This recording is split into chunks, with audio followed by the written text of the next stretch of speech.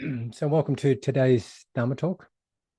The title of today's Dharma Talk is True Power in a Changing World, an exploration of the 5 spiritual faculties. And I know at least one of you were here in 2020. We're online in 2020 when I gave this talk. And this is a revised version. This is the same talk, but it's kind of revised. I actually put it through AI and made it a little bit shorter, but not much shorter. So, when we look at the world today, we're often confronted with a sense of profound instability. I think you can all agree with that.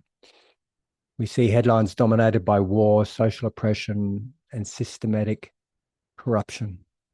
And we see how money buys influence and how fame and political power can vanish in an instant.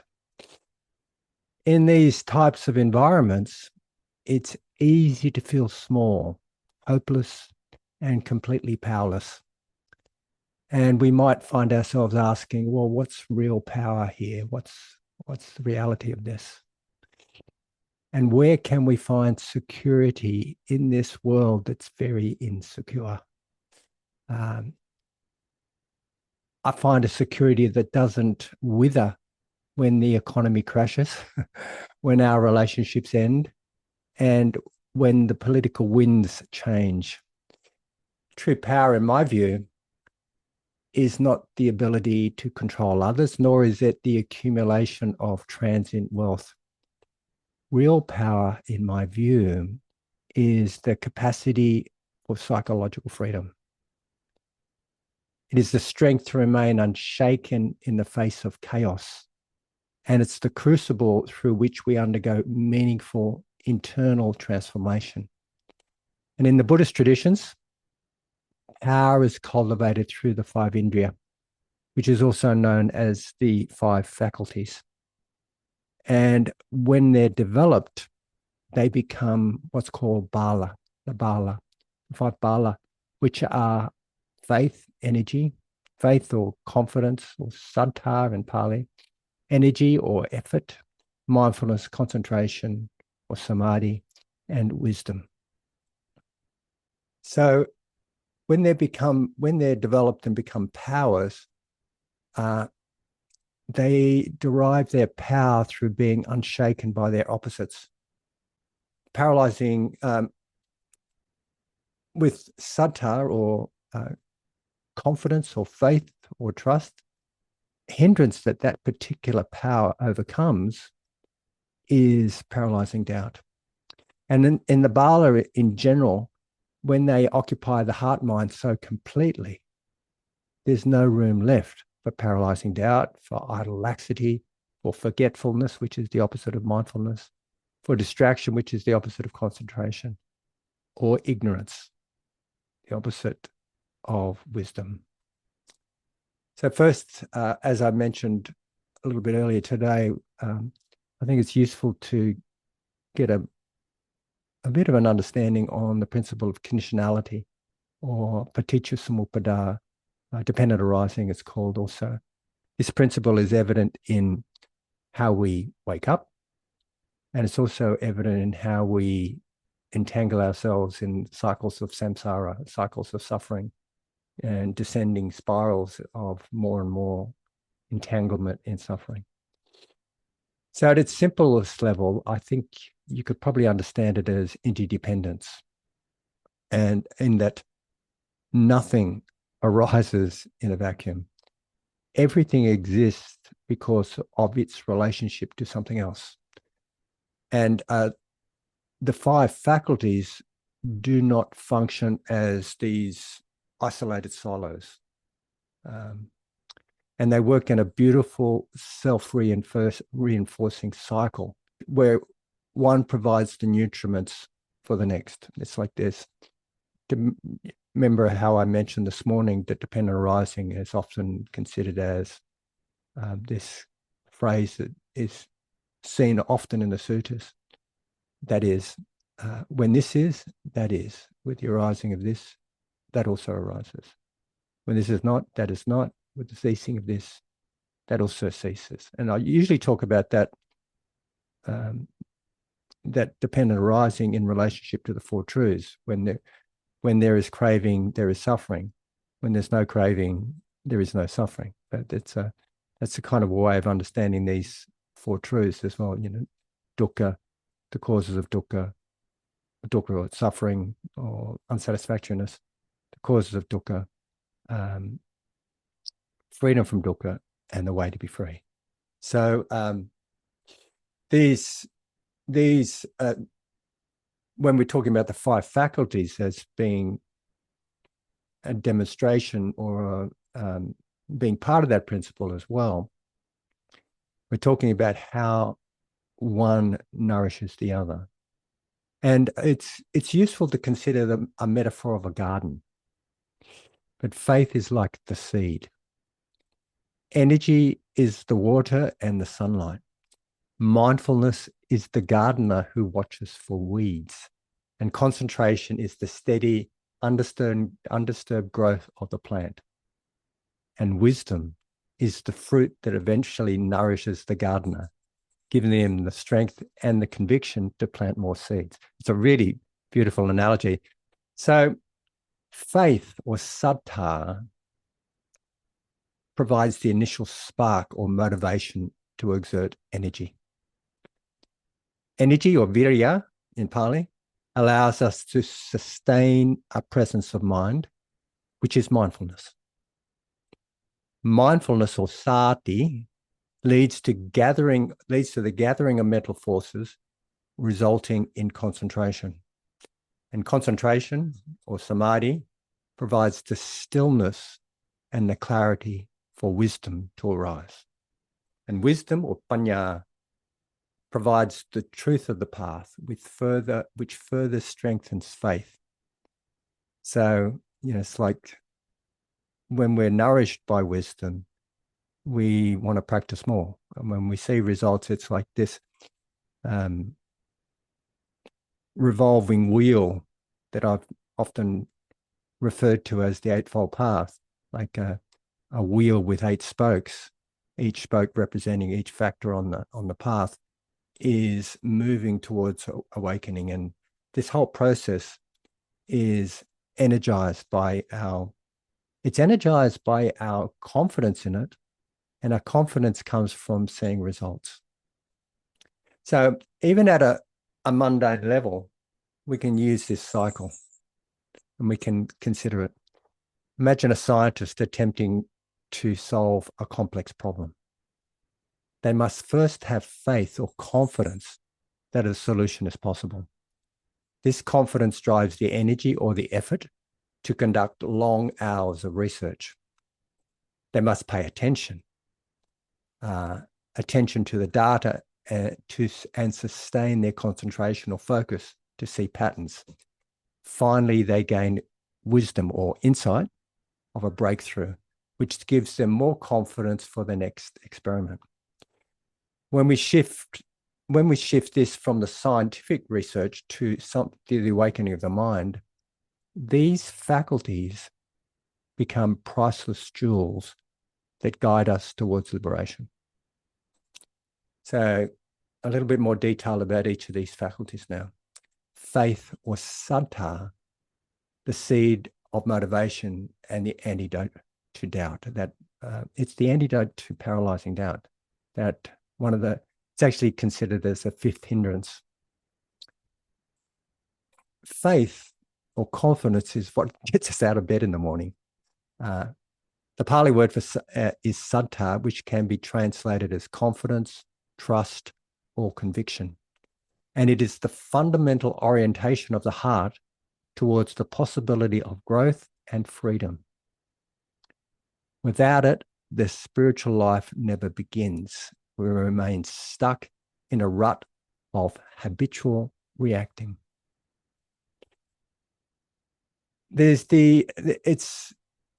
is the crucible to distinguish saddha. It's important and it's crucial to distinguish blind faith from saddha. And blind faith is sometimes the way we understand faith in fundamentalist traditions. And in the Dharma, though, blind faith is like believing in something because we're told it, or we should believe in it, or something like that. But saddha, when we talk about faith as saddha, it is reasoned confidence, and it's born from experience. It's not asking you to believe in a deity or a dogma without evidence. Instead, it is the invitation to come and see for oneself. Ehipassiko in Pali, that's called seeing. Invitation to come and see for oneself is called ehipassiko. And when we talk about the Dhamma, we also talk about sanditiko, akaliko. Sanditiko is that refers to our experience through direct experiencing, our direct knowledge from experience. And akaliko means timeless. Sometimes it's described as here and now, because that here and now is the only time there is, or not bound by time. So when we put our attention to something and we begin to understand it, we begin to understand Dhamma. And sometimes the way Dhamma is described is akaliko, sanditiko, akaliko, ehipassiko. In other words, seeing for oneself, being invited to see for oneself, to be experienced based on one's own experience, and also to see the timelessness of it. The timelessness of it means that it is timeless. It's timeless in that there is just this, here and now. So coming back to saddha, initially we might have a bright faith, which is a sense of inspiration when we meet a teacher or read a profound text or something like that. But as we practice, this transforms into verified faith. For example, if you practice a week of loving kindness meditation, you may notice that you are less reactive to a difficult coworker, and your faith is in the practice, and it's no longer an abstract idea. It is a lived reality. This confidence then fuels your desire to practice further. And I mentioned that it's the opposite, and it's the antidote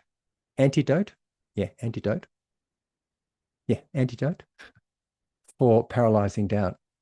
The opposite of faith is considered as the fifth hindrance, doubt. And this doubt has often been compared to being lost in a desert. I think you've heard me use my analogies about that particular hindrance. And it's also been compared to being stuck in mud, like being unable to move. And there was one analogy made of like a traveler being at a fork of a road and not being sure which direction to take. So one direction goes to the sea and the other direction goes to the mountains. But because they're terrified of making the wrong choice, they just sit down at the junction and do nothing. Eventually, they run out of water and perish exactly where they started. In this context, doubt often sounds like the inner critic, like the cynical inner critic. Have you ever heard yourself say something like, in terms of meditation, this is a waste of time. I'm just sitting here, maybe thinking about lunch, or thinking about what I've got to do today. I might as well just get up and do it. This is ridiculous. And how is being attentive to the soles of my feet when I'm doing walking meditation going to help with my chronic anxiety or my, waking up? This just doesn't make sense. And all these people say they feel peaceful, but they're just deluding themselves. It's like, have you ever been on a retreat when you open your eyes and look around and you think, what are all these people doing here? I mean, this is ridiculous. Anyway, that's an example of being paralyzed. It's like we don't have enough confidence to practice. I'll just do a little bit of an anecdote here. not an antidote, an anecdote. When I first started teaching mindfulness about, I don't know, 35 years ago or 30 years ago, I was running a workshop for some clinicians, and there were some clinical psychologists in the room. And the workshop was put on by the local mental health service, which is my service. And when it came to the raisin eating exercise, and we had a raisin eating exercise back in those days, that was what John Kabat-Zinn used to do. And this is about 30 years ago now. I was just introducing mindfulness to a naive audience, and I invited them to eat a raisin mindfully. And I remember a couple of clinical psychologists up the back laughing their heads off. They just thought it was ridiculous. And by the time morning tea had come, they didn't pay for that workshop that was put on by the service. But by the time morning tea had come, they disappeared. They didn't come back. And so I kind of thought about that. It's like they didn't have the confidence to try out the experiment of eating a raisin mindfully and see what it did for oneself. And they missed out on it. They weren't paralyzed so much. They were just cynical, I think. So that's just an example. So the paralyzing doubt kills motivation. When we are paralyzed with doubt, we are unwilling to take the risk of new experiences. Without the risk of faith, we never have the experience. Without the experience, we never learn. Faith is the antidote that clears the mind, clears the mud, allowing us to see the path clearly once more.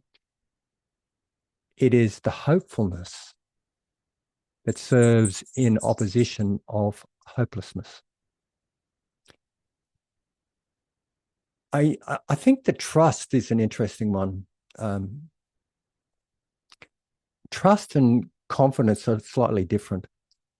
In my view, confidence is having some experience at something, and then having seen the results of that experience, having confidence that if you do it again, you'll have a similar experience.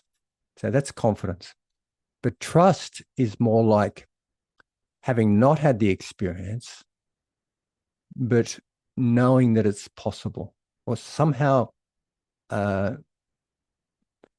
trusting that it's possible. I'm trying to find another word for trust, but that comes up with faith, and faith is another way. And I think of a common example I've used for this is on retreats. I say, imagine someone's told you that Lisa's yoga classes are fantastic, but you never actually practice yoga. I mean, for those of you who don't know, Lisa Brown often teaches yoga classes on our retreats. So anyway, and then imagine someone, you've never experienced yoga before in your life, but someone you really value, whose opinion you really value, tells you it's really, really, really, really good. It's worthwhile doing. I found when I've done yoga, I've got relaxed and I feel really, my energies are flowing, and it's really quite freeing. So then you go about, based on your trust of your friend's comments, you go about and have that experience of yoga class. That's an example of trust. And that's another way of looking at saddha. And in many respects, as I mentioned this morning, most of us have not ever experienced nibbana. Yet we slog day after day doing our meditation practice, especially on retreats, with that aim in mind. It's like there's something that we trust in the reality of nibbana that keeps us motivated. And that's saddha. It's well reasoned. But even so, even sometimes we've never really had the experience of something, but we trust that it's possible. I know that I trust it's possible, and that's what motivates me. So energy is the result of that motivation. The second faculty is energy, virya, often translated as diligence or vigor or effort or energy. The root word is related to hero or virility. that's very, and it's not the frantic energy of a workaholic. It is the steady, courageous application of will towards what is wholesome. It's the capacity to stick at it. And it often takes a heroic amount of energy to break out of our deep-seated ruts that are habitual and destructive. If you have a habit of responding to anger with harsh words, the energy required to stay silent and simply being in the heat of your chest is immense. Meditation is often described as doing nothing. You know, my partner makes a joke about it. What are you doing? You're just doing nothing, sitting there doing nothing all the time. I mean, she's joking about it. She's making some humor. But in reality, it takes an enormous amount of energy to not do what we habitually do. In the Buddha talked about energy in 4 ways, not in 4 ways, but in as having 4 distinct tasks. And first of all, it's the prevention. It's the effort to prevent the unwholesome states like greed and hatred from arising in the first place. This might involve guarding the sense doors. For example, not choosing to scroll through toxic media feeds that often trigger envy or jealousy or comparisons and so on. So it's the effort to prevent an unwholesome state of mind arising. The second type of energy is the energy of abandonment. It's the effort or the energy to let go of wholesome states that have already arisen. For example, if you realize you're caught in a spiral of self-judgment, you use your energy to recognize it and gently let it go. The third type of effort is the effort to arouse wholesome states that haven't risen yet, such as compassion,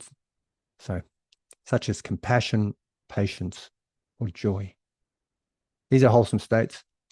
And it takes a certain amount of energy, a certain amount of perseverance, a certain amount of application to cultivate those qualities. And that's that sort of energy. And the fourth type of energy is the effort to sustain and perfect wholesome states that have already begun to take root. So, you can think of, I sit here day after day after day. I've been doing that for years. And, sometimes I get quite blissful states. Sometimes it's, states of compassion and so on. And I know that I need to continue that practice. I need to sustain it. It's like let it become a wholesome tendency. A wholesome tendency with perseverance can become a wholesome characteristic, and it can become a wholesome trait. But the energy must be balanced. If we strive too hard, we become restless and agitated. And if we are too lax, we fall into sloth and torpor. In the sutras, there's a discussion about, there's a discourse based on Sona. Sona is a person who came from a wealthy family, and he was putting a lot of effort into his practice. And he was starting to begin to think, this is useless. It'd be much better to go back into my life as a wealthy person, and I can enjoy my wealth, and maybe I can even give dana and so on. But this is not working for me. It's just too hard. And so the Buddha became aware of this, and the Buddha went and visited him. And the Buddha knew before he was ordained, he was a veena player. A veena is a lute-like instrument that was around in India at the time. And the Buddha said, what's the sound of the veena when you tighten the strings too tight? And they said, it's not very good. It's not very good, respectful one. And he said, and what's the sound of the veena if the strings are too loose? It's not very good. And what is it like when you kind of go the middle way and you tune the strings of the vina to just the right pitch, just the right sound, just the right resonance, then it plays music. Then you have this beautiful resonance, this beautiful playing. So often our practice is about working on that beautiful resonance of just the right amount of energy at just the right time, and not too little, not too much.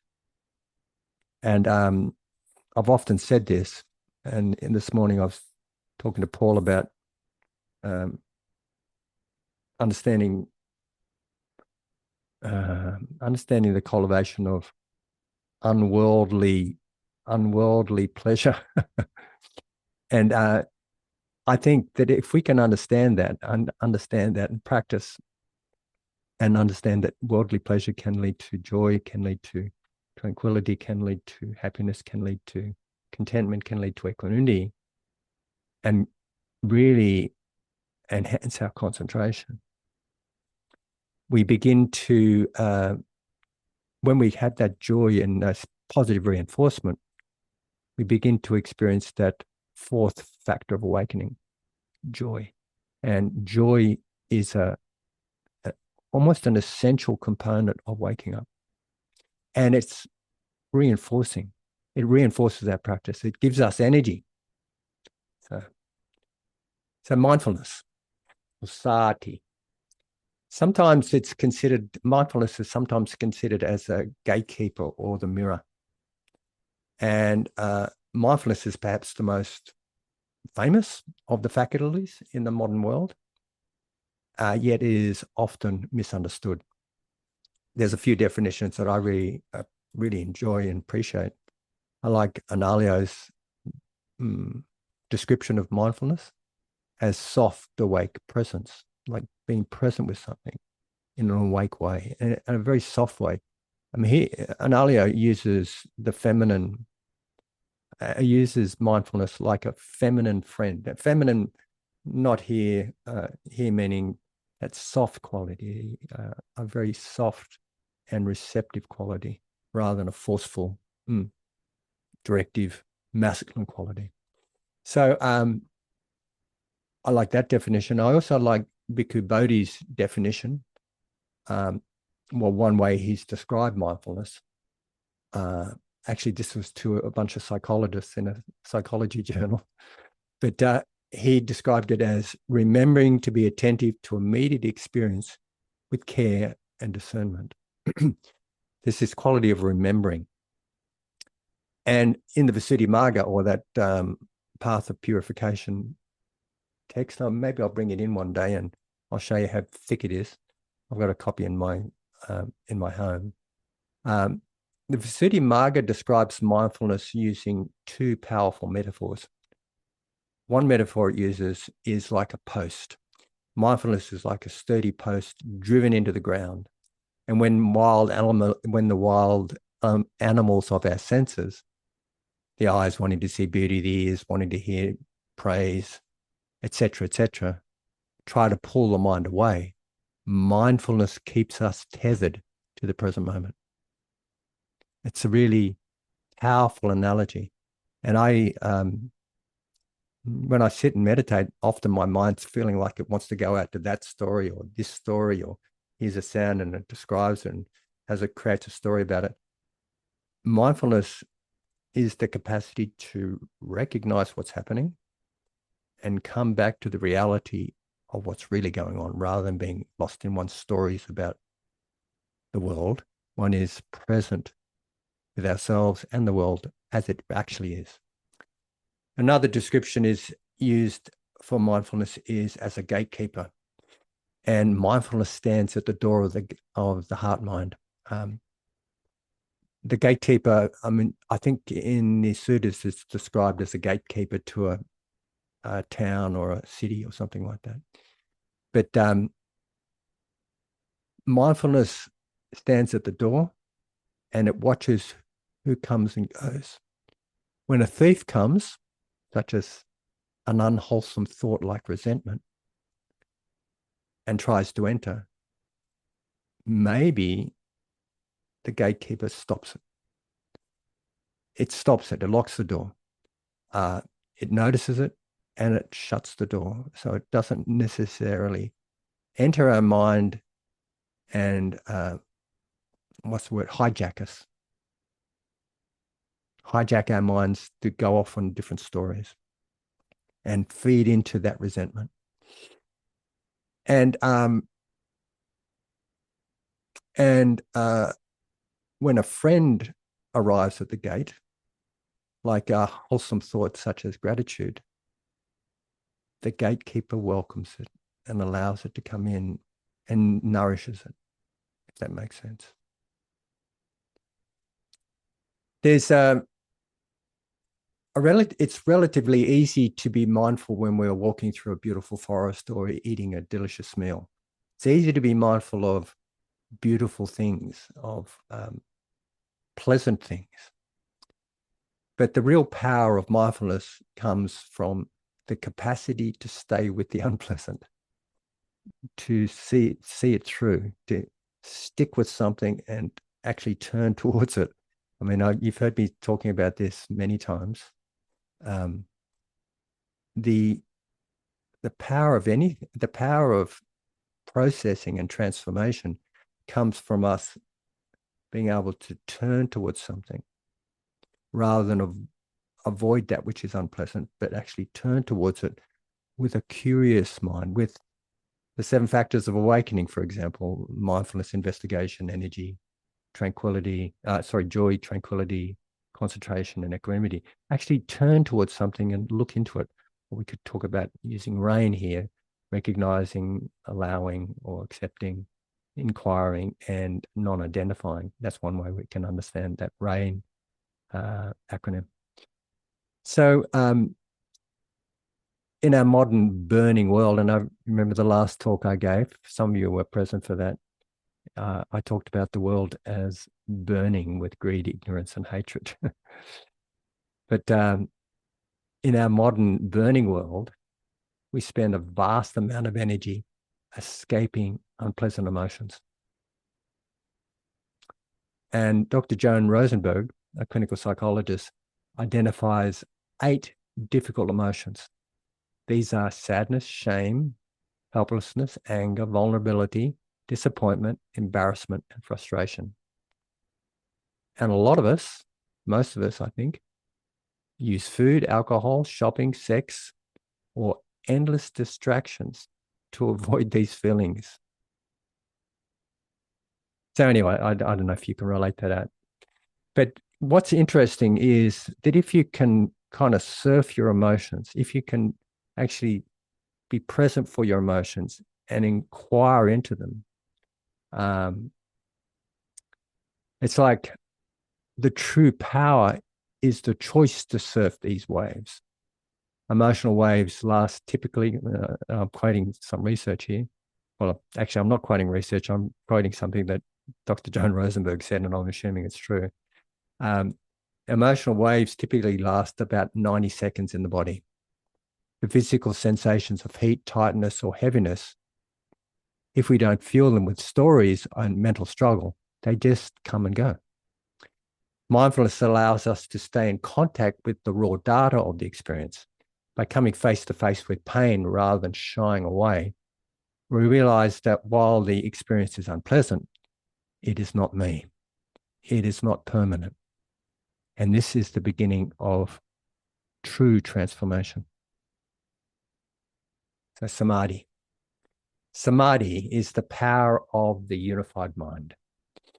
As mindfulness is sustained, it naturally leads to samadhi or concentration. And this is the gathering of the mind's disparate energies and placing them on one single object. There's a metaphor used of horsepower. And I don't know if the Buddha used this analogy or this metaphor or not, but I'm inviting you to consider it. Consider a carriage pulled by horses. If you have 6 powerful horses, and these could be representing your desires and thoughts, tethered to a carriage, but pulling in 6 different directions, you go nowhere. the carriage might even be torn apart. But if those 6 horses are unified, harnessed together, and pulling in a signal direction, you have an enormous amount of horsepower. You have, and I think they use that term horsepower in modern terminology for motor vehicles. And I can see Paul, who used to be an engineer of many different descriptions, but still is probably, nodding his head. Yes, it's described as horsepower. There's, certain vehicles have a certain amount of horsepower. So coming back to the way we unify and tether our minds together with concentration, when our mind is scattered, thinking about the past, worrying about the future, judging the present, we are weak. We are distracted. We have no power. But when the mind is unified and still, it becomes a powerful instrument of investigation. You see, penetrate completely. I like that often concentration is described in 2 different ways.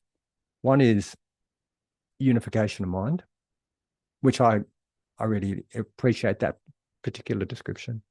Another way it's described as a laser-like concentration, a laser-like concentration, like all the energies are focusing on one pointed concentration. And you could think of a laser. I mean, it's this concentration of energy that has the power to burn through things. But you could also consider just a garden hose. How you can set the nozzle to a wide spray, and the water is gentle and covers a lot of ground, but there has no force. However, if you switch that to a narrow jet, the narrow jet setting, the water power becomes powerful enough to move heavy rocks and even cut through dirt. I mean, this is a good way of thinking about it. So we can use these different levels, these different ways of considering a concentrated mind to give us the power to penetrate into phenomena. And we see what's really there. As I said, I tend to prefer this unified mind approach. And when I practice, say, when I'm practicing developing samadhi, I usually relax. I relax. I calm my body and mind, and I let my mind be expansive, and I settle into things. I settle into a kind of an expanded state of consciousness. And this is one way we can understand concentration, in that when we're sort of sitting in that spacious but unified settling of the mind, we're able to just see things in a very relaxed way, in a very calm way. We just see the way things actually are. We can ask you can ask the question, what's really going on here? And when I meditate, often I'd be, my mind will be all over the place. And when it settles, I can say, well, hold on a minute. That's just my story making. I'm just making complete stories about, what I have to do tomorrow, and, what I did yesterday, and even my ego, who I am. I'm just making this big, fat story. It's just a narrative. It's just nothing much. There's no real substance in it. If I can just drop that, story making, I can experience life as it actually is right now. And that's very liberating. So as scholar and teacher and wonderful person Alan Wallace says, samadhi gives muscle to insight. Without concentration, our mind is thin and easily blown away by the first signs of trouble. With concentration, mindfulness becomes like a laser that can penetrate the surface of reality, like it can just go through, see it clearly. Wisdom, or panya, is the ultimate fruit and freedom. Wisdom is the crowning jewel of the 5 faculties. It's not about being book smart or having an intellectual grasp of Buddhist philosophy. It's about knowing things. It's about understanding things. Many of you have heard me talk about this story, that many years ago I asked a group of asylum seekers when I was working on in detention centers on Christmas Island. I asked a group of asylum seekers what they thought wisdom was. And these asylum seekers were primarily Iranian and also some Afghanis, the Afghanis that spoke Farsi or understood Farsi.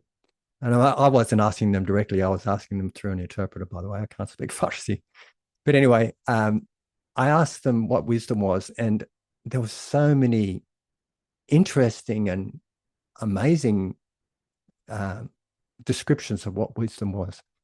But then I noticed a little girl who was probably about 8 or 9 over onto my, would have been to my right, over in the corner, putting up a hand, and my interpreter said, oh, he brought it to my attention.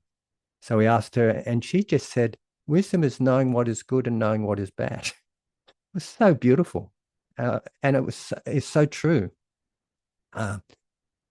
We had more discussion about what wisdom was, because if we can talk about wisdom and how we cultivate wisdom, I've done this on so many groups, because if we can talk about wisdom and how it's cultivated, then people have the motivation to actually practice mindfulness, if that makes sense.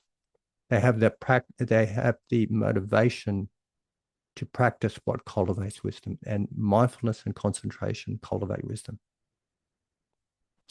So, to build on that child's insight, wisdom is not just knowing what is wholesome, but having the internal alignment to act on it. And there was I read once in a paper by Thanissaro Bhikkhu, who offered a simple test for measuring wisdom. He said, according to the Buddha, there's a simple test for measuring wisdom. You're wise to the extent you can get yourself to do something you don't like doing, but know will lead to happiness, like exercising or meditating or something like that. And refrain from things you do like doing, but know will lead to harm, like indulging in a harmful addiction or getting tempted to put in the last boot of a bitter argument, if that makes sense. So with wisdom, wisdom has a number of components. Insight is one component, but it's not the only component.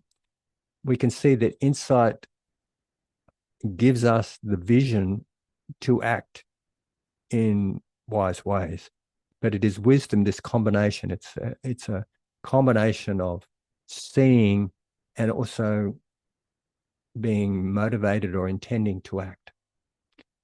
So at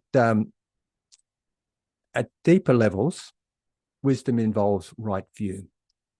And right view basically is the realization of the 3 characteristics of existence: anicca, dukkha, anatta, or impermanence, the way things are all changing, the way things that are changing are not able to provide enduring happiness, they're unsatisfactory, and that they are not self, or anatta.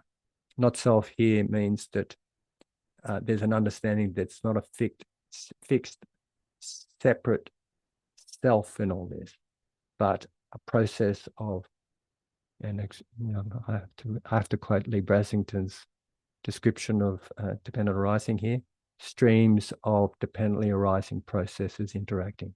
No thing in it all. It's just these streams of dependently arising processes interacting. And this is seeing dependent arising. So insight is seeing dependent arising. It's seeing the way things actually are. And wisdom leads to right intention, which is the commitment to harmlessness, compassion, and letting go. Compassion or warm benevolence, and letting go. So, in conclusion, these five balas, or these 5 faculties can become ultimate refuge and true power. In a world that feels like the world that is burning with greed, ignorance, and hatred, we often look for external fire extinguishers like money or better leaders or more walls or more likes on social media. But all these impermanent conditions, they're all transient and they're subject to the winds of change. The only true security that one can actually find is true freedom in this crazy world. True freedom in the world that's burning with greed, ignorance, and hatred. And it includes the development of the 5 faculties. They are called the controlling faculties because they control or dominate their opposites. Faith controls doubt. Energy controls laxity or laziness. Mindfulness controls forgetfulness. Concentration controls distraction. And wisdom controls ignorance. When we develop these, we create a refuge within ourselves. It is a refuge that no politician can take away, no thief can steal, no economic crash can devalue. We move from being victims of our circumstances to being masters of our own hearts. The freedom of awakening is the ultimate power. It allows us to stand up in the middle of the burning world with a cool heart, acting with compassion and clarity rather than reacting with fear and anger. So I thank you for your attention, and may we all find the courage to cultivate these 5 jewels in our own lives. Thank you.